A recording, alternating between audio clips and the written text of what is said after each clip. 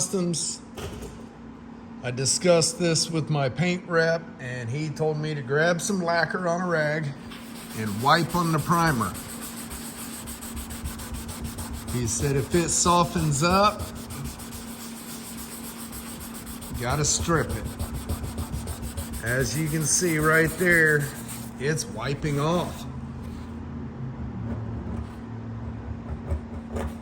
So it's softening up. This primer was put on several years ago, and most likely not compatible with the newer products. So we'll strip it, get it a good base, and go from there.